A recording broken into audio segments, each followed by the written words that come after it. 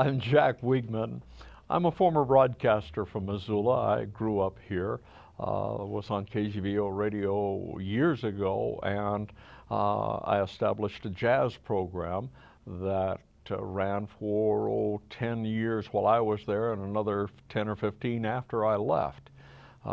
Jazz has always been fascinating to me, but so has invention. I was an engineer at KGVO and elsewhere, and it is through electronics that I got interested in invention, and it is through electronics and being a father that I got interested in encouraging other people to invent. It's true that really every person invents.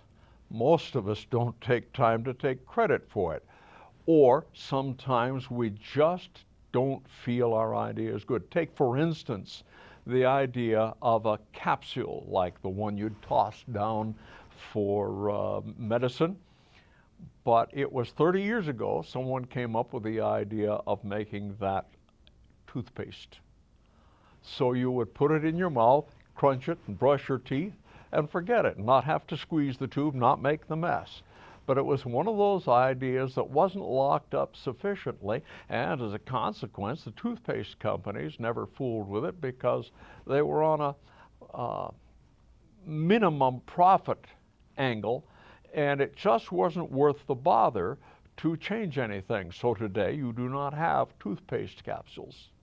Well, I've graduated from Missoula County High School, the building that is now Central, or Sentinel, I guess is the name of it. And my class ranking down from the top was 241. That was out of a class of 500. That means that I'm right in the middle. Not particularly bright, but not bone stupid. Okay, so the odds are against me being an inventor. I don't have a college degree. I've been a working stiff. I've been a miner for a long time, and I ran an iron foundry making muzzle-loading cannons. When you see a movie that involves muzzle-loading cannons, the odds are 1 in 2 that the cannon you're looking at is ours. We made one big enough to shoot a bowling ball.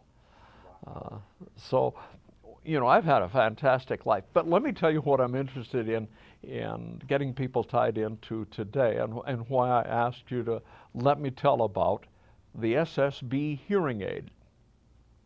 Now, the SSB hearing aid will look like one of these puppies. You put it in your head and you'll hear a little bit better. No human ear is really perfect, and the older or frailer the ear gets, the less likely it is can be brought back to anything. A hearing aid is a crutch. But I have been allowed to place my hearing aid invention in the competition, this year's competition for Create the Future, at none less than NASA, the National Aeronautics and Space Administration. And, from my standpoint, that just knocks the old Socceroos off me. I have another invention that I hope to be able to get the attention of the NASA people. After all, they're aeronautics. My other invention that is still evolving, and I can't show you today, is a flying saucer.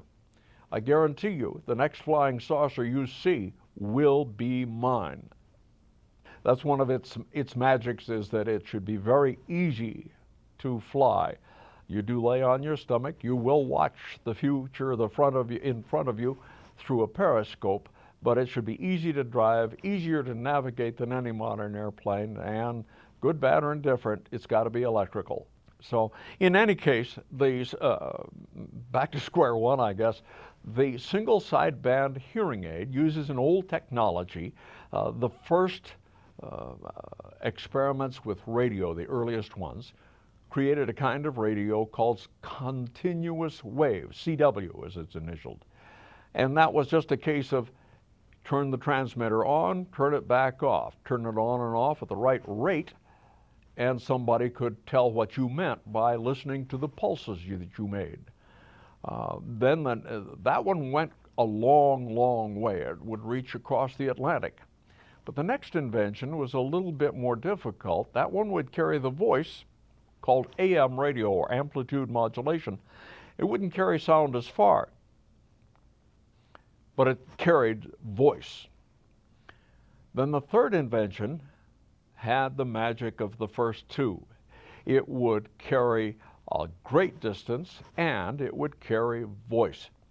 Unfortunately, if you didn't know the guy transmitting, you couldn't figure out what his voice was supposed to sound like because it drifted the pitch all over.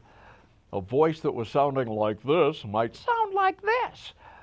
Now that was called single sideband or suppressed carrier sideband radio. And that is my invention. With modern electronics, we can multiply things, and you can take one of these hearing aids and you can add a little bit of circuitry to it that will take voices around you, bring them into the aid without interfering with the sound you're already hearing. And it will take, well, here's Grandpa wanting to talk to his granddaughter, his 3-year-old granddaughter. The odds that an elderly man will be able to understand a 3-year-old child are pretty slim. But it can take a little girl's voice and crank it down in pitch to that of Hoyt Axton or John Wayne. Right. It can really change the pitch, and yet it can do so without interfering with those voices that a person can handle. If you think about it, an elderly couple, a woman loses hearing in a way that she can't easily hear a man's voice, and a man loses his hearing so he can't easily handle a woman's voice, and maybe that's why old people have good marriages. They can't argue. Well, for people of faith, we talk about every handicap. It's not really a handicap, it's a new opportunity. In any case, I want to make sure that everybody understands that although there is a contest here, and I really, really want people to go to the contest, hopefully vote for mine. It's on the internet, Create the Future, NASA. That's what your search criteria would be.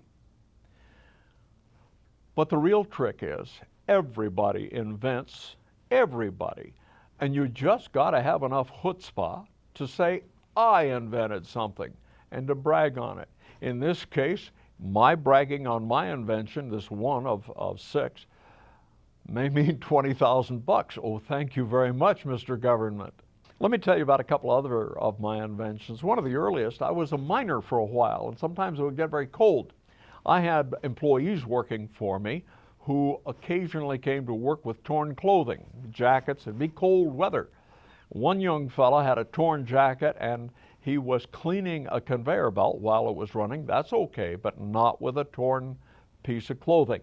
It got caught in it, and he lost the end of a finger. That's quite a tragedy. You can lose whole arms and your life in equipment like that.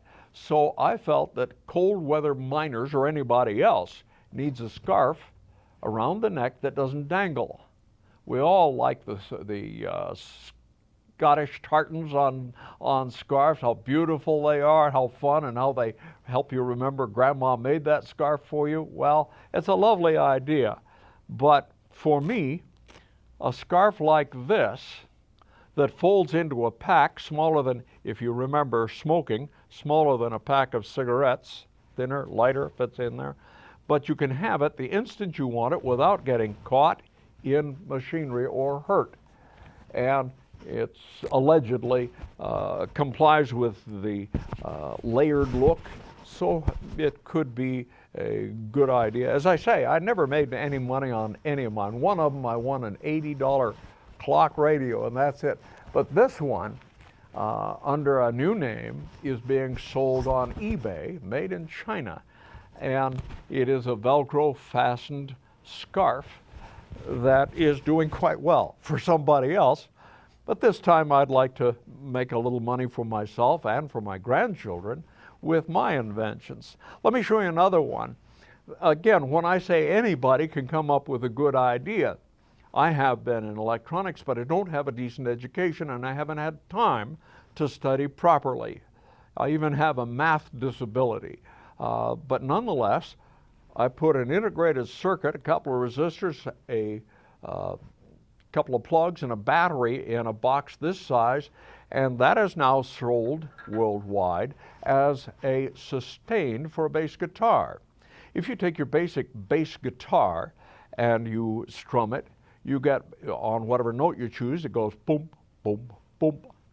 Okay, but it wouldn't it sound better if it goes boom, boom, boom? It sings a little bit longer, and that's what this device did. No adjustments, no nothing, just plug it in. But Musician's Friend and a number of other music purveyors sell them today. It's not that anybody stole my invention, it's that good ideas seem to happen in tandem. Somebody else got the idea, and the somebody else had access to a factory to make it, sell it, and market it. But that's okay. Let me show you another one. You've heard of a disability called amblyopia, or lazy eye syndrome. That happens usually, as we discover it, in young people, and one eye is as open as the other, but the brain wants to get all of life out of one eye. And if that habit continues, the unused eye goes blind permanently, and it can't be retrieved. So here is a photocell. Now this is a little like the one that receives the signal when you run the remote control for your TV set. Great idea, but if we take this and mount it in a Nerf ball, a round toy about this big around, with a battery, a transistor, and a flashing light available from Radio Shack for about $3.50, then what you have is something that you can take and practice the amblyotic eye. What you do is you, hypothetically, a 12-year-old kid in the darkness of his bedroom at night, curtains closed, lights off, he's got a flashlight, and with one foot raised in the air, he kicks that Nerf ball because it's swinging on a thread. He kicks it and tries to shoot it with a flashlight, and then keep that light lit. It has a little bit of a decay, you keep kicking it, and you have the fun of a game, but you can't do it with one eye only. You have to do it with two eyes. My invention, and I can take credit for it, but it didn't go anywhere because about that time somebody smarter than me came up with the idea the same game played on a computer. You don't need the ceiling, you don't need the Nerf ball, you don't need the extra expense for stuff you don't have, and you don't need the darkened room. You just have that object moving around faster than you can move your head side to side. If you follow it, you're helping the amblyotic eye get square with the world. Well, the set and forget phone patch is something I put together around 1977. I submitted in a contest to Broadcast Engineering magazine, and I won second place nationwide or worldwide, depending upon how you view it. But the thing was remarkable in it replaced a device that cost $2,000. Back then, that was about the price of an automobile, and it cost $1.47. The problem was that it was needed solving, was that when radio announcers and television announcers wanted to discuss something over the telephone with someone distant, they'd pick up the phone and we'd do what was called normal the line. That is, everything on the telephone wires would go directly to a control console and they're out to the transmitter. So the guy says, "Hey, Joe, how do you feel today?" Well, Joe's 75 miles away. So he comes back and he says, the problem then was hypothetically solved by automatic volume controls, or AGCs, AVCs, a lot of names for them, compressors, limiters, that kind of thing. But they involved a process called pumping. That is, when something was far away, it would reach out to hear that sound. And then when the sound was over, the local guy would talk. He said, "Thanks, George, for your report." And the local sound was so loud that the compression circuitry would just go nuts for a heartbeat. And it sounded silly, so this got around that. And it's still used today. Well, I tell you what, invention is such a charming thing. It's immensely charming. And I don't know that a person should be proud of anything, but satisfied at the end of every day that you not only did the best for yourself, but that you did the best for your peers.